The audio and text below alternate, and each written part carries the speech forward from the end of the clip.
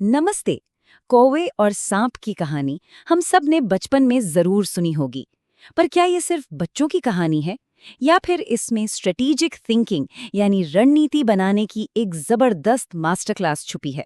आज हम इसी जानी पहचानी कहानी की पड़तों को खोलेंगे और देखेंगे कि कैसे एक कमजोर सा दिखने वाला कौवा बिना सीधी लड़ाई लड़े एक कहीं ज्यादा ताकतवर दुश्मन को मात दे देता है।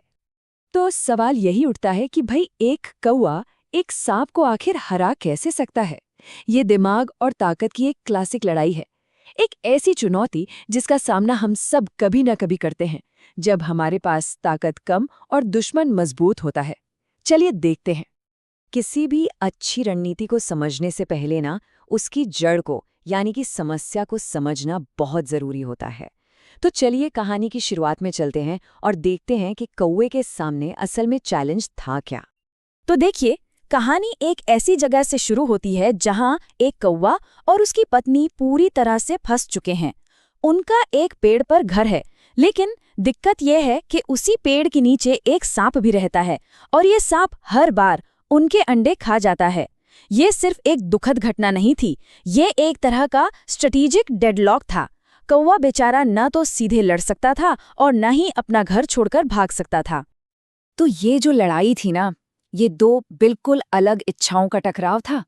एक तरफ कौवे का एक बहुत ही सीधा साधा सा सपना था, एक शांत परिवार, एक घर, और दूसरी तरफ था सांप का खतरा जो उनके इस सपने को, उनके भविष्य को लगातार खत्म कर रहा था। कौवे के लिए ये अब वजूद की लड़ाई बन चुकी थी। और इसी निराशा के बीच आता है कहानी का सबसे सबसे जरूरी मोड़। कौवा ये बात समझ जाता है कि ताकत से तो ये लड़ाई जीती ही नहीं जा सकती, इसलिए वो बदला लेने का फैसला करता है, लेकिन अपनी चतुराई से। और बस यहीं से खेल के नियम बदल जाते हैं। अब बुद्धि ही उसका सबसे बड़ा हथियार बनने वाली थी। तो ठीक है, कौवे ने दिमाग का इस्तेमाल करने का फैसला तो कर लिया, पर असल में योजना थी क्या? चलिए आप देखते हैं कि कैसे एक छोटी सी ऑब्जर्वेशन ने एक शानदार रणनीति को जन्म दिया। कहते हैं ना, मौके कहीं भी मिल सकते हैं। कौवे ने नदी में नहाती हुई एक रानी को देखा और देखा कि रानी का कीमती हार किनारे पर रखा हुआ है। अब देखिए, ज्यादातर लोग इसे बस एक हार की तरह देखते, लेकिन कौवे की नजर एक रणनीतिकार की नजर थी। उसने इसमें एक हथियार देखा, एक मौका देखा। कौवे का प्लान बड़ा सीधा था, 3 आसान स्टेप्स में। पहला, हार को उठाओ। दूसरा, ऐसा माहौल बनाओ कि सैनिक पीछा करने लगे। और तीसरा, उस हार को सीधा सांप के बिल में गिरा दो। अब ये रणनीति शानदार क्यों थी? क्योंकि कौवा अपनी लड़ाई खुद लड़ ही नहीं रहा था। वो इंसानों की ताकत और उनके लालच का इस्तेमाल अपने दुश्मन को खत्म करने के लिए कर रहा था। ये एक प्रॉक्सी वॉर का, आप कह सकते हैं, एक बेहतरीन उदाहरण था। तो अब आता है कहानी का सबसे रोमांचक हिस्सा। योजना बन चुकी थी, अब बारी थी उसे हकीकत में बदलने की, एक सोचे समझे खतरे को उठाने की। और फिर एक्शन शुरू होता है। कौवा तेजी से नीचे झपट्टा मारता है, हार अपनी चोंच में उठाता है और उड़ जाता है। जैसे ही सैनिकों की नजर उस पर पड़ती है, वो चिल्लाते हुए उसके पीछे भागते हैं और कौवा ठीक अपनी योजना के मुताबिक सीधा अपने पेड़ की तरफ उड़ता है और हार को सांप के बिल के ठीक मुंह पर गिरा देता है। सैनिक कौवे के पीछे दौड़े। ये एक छोटी सी लाइन सब कुछ कह देती है। कौवे की योजना का सबसे जरूरी हिस्सा कामयाब हो चुका था। उसने सैनिकों को ठीक उसी जगह पर खींच लिया था जहां वो उन्हें लाना चाहता था। जाल बिछ चुका था, खिलाड़ी अपनी अपनी जगह पर थे। अब देखते हैं कि जब सैनिकों का सामना कौवे के असली दुश्मन से हुआ तो फिर क्या हुआ। और बस यहीं पर जाल काम कर गया।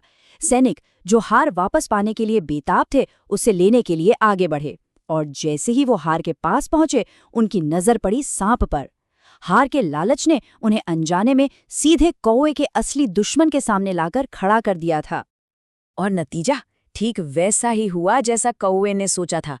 सैनिकों ने अपना कीमती हार वापस पाने के लिए सांप को मार डाला, हार उठाया और चले गए। ऊपर पेड़ पर बैठा कौवा बस देखता रहा कि कैसे उसकी सबसे बड़ी समस्या खत्म हो गई, बिना एक भी चोट खाए।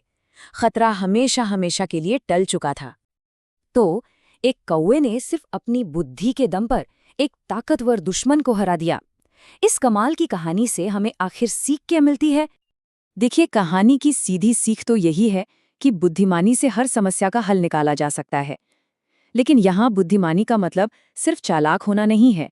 इसका असली मतलब है हालात को सही से समझना, अपने से बड़ी ताकतों को अपने हक में इस्तेमाल करना और एक ऐसा प्लान बनाना जिसमें सीधी टक्कर लेने की जरूरत ही ना पड़े। लेकिन ये कहानी एक बड़ा नैतिक सवाल भी छोड़ जाती है। कौवे ने अपना लक्ष्य तो हासिल कर लिया, पर उसने इसके लिए इंसानों को अनजाने में एक हथियार की तरह इस्तेमाल किया। तो क्या चतुराई से किसी भी लक्ष्य को पाना हमेशा सही होता है, भले ही उसमें किसी और का इस्तेमाल क्यों न हो रहा हो? इस सवाल के साथ मैं आपको छोड़ जाता हूँ। शुक्रिया।